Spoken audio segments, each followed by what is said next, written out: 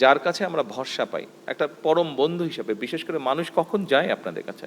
মানুষ আপনাদের কাছে যায় কিন্তু বিপদে পড়লেই। আমরা যারা নন ডাক্তার, আমাদের যাদের চিকিৎসা আপনাদেরও প্রয়োজন হয়, তারপরেও আমরা মনে করি যে আপনারা সবসময় সুস্থই থাকেন। আমরা যারা নন ডাক্তার, আমাদের চিন্তা ভাবনায় কিন্তু আপনারা আপনারা এমন একজন মানুষ হিসাবে আমরা আপনাদেরকে চিন্তা করি, যার কাছে কিন্তু আমরা একটা ভরসা পাই, যার কাছে আমরা ভরসা পাই, একটা পরম বন্ধু হিসাবে। বিশেষ করে মানুষ কখন যায় আপনাদের কাছে? মানুষ আপনাদের কাছে যায় কিন্তু বিপদে পড়লেই।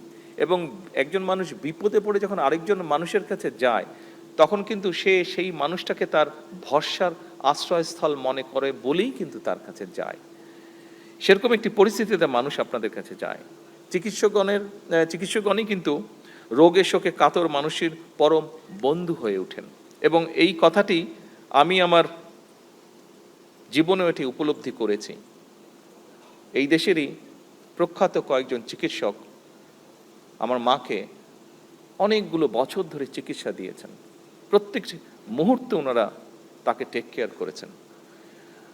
উনি মৃত্যুর কিছুদিন আগে উনি বিদেশে গিয়েছিলেন।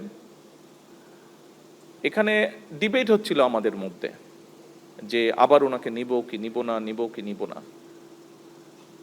আমি ব্যক্তিগতভাবে যেটা বলেও ছিলাম বিভিন্ন মানুষকে, যে আপনারা ওনাকে নিতে চাচ্ছেন, কিন্তু এখানে যেই চিকিৎসকগণ ওনাকে যেই সেবাটা দিচ্ছে 24টা ঘন্টার প্রতিটি মুহূর্ত, আমি দেখেছি বিদেশি, হ্যাঁ বিদেশে গেলে হয়তো টেকনিক্যাল সাপোর্টটা ভালো পাওয়া যাবে, ভালো ইকুইপমেন্ট হয়তো আছে, আরও হয়তো অ্যাডভান্স ইকুইপমেন্ট আছে, ওষুধপত্রের ব্যাপারে খুব হয়তো ডিফারেন্স থাকবে না, হয়তো হার্ডলি ডিফারেন্স থাকবে, কিন্তু এই যে হিউম্যান টেক কেয়ার যেটা, আমি মনে করি না এটা বিদেশে গেলে পাওয়া যেত কোনোভাবেই।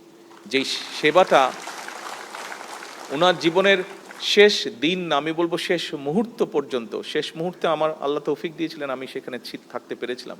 আমি দেখেছি সেই মানুষগুলো কিভাবে ওনাকে সেবা দিয়েছেন, কিভাবে শুশ্রূষা করেছেন ওনার। এইটা বোধহয় যতই ভালো হসপিটাল হোক পৃথিবীর, যতই অর্থ দিয়ে হোক, এইটা পাওয়া যেত না। সেজন্য ব্যক্তিগতভাবে আমি সেই মানুষগুলোর কাছে অত্যন্ত কৃতজ্ঞ।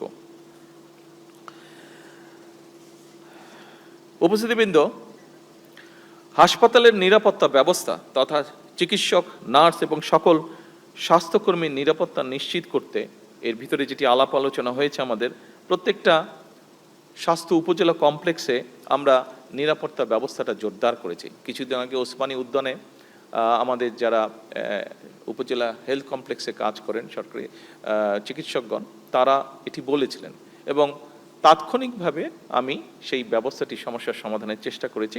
ব্যাপারটি ধীরে ধীরে আমরা সিচুয়েশনটি নিশ্চয়ই উন্নত করতে সক্ষম হয়েছি। এর বাইরে আমরা হাসপাতালগুলোতে এই সিকিউরিটির জন্য 10 জন করে আনসার সদস্য মোতায়েনের যেমন আমরা সিদ্ধান্ত নিয়েছি, এর বাইরেও রোগীদের চিকিৎসা সেবা নিশ্চিত করতে আমরা আরও 5000 MBBS চিকিৎসক নিয়োগের কার্যক্রম আমরা শুরু করেছি। পাশাপাশি শুধু তো ডাক্তার বা চিকিৎসক অ্যাপয়েন্ট করলেই হবে না, এর পাশাপাশি ওনাদের হ্যান্ডসগুলোও লাগবে। ফলে আমরা নার্স, মেডিকেল টেকনোলজিস্ট যেটি আমরা আলাপ করেছি, ফার্মাসিস্ট, মিডওয়াইফ এবং অন্যান্য স্বাস্থ্য পেশাজীবী যেগুলো আছে, বিদ্যমান আছে, সেগুলো শূন্য পদও দ্রুত সাথে যাতে এই শূন্য পদগুলো পূরণ করা যায় সেটির প্রক্রিয়ার কাজও আমরা শুরু করেছি।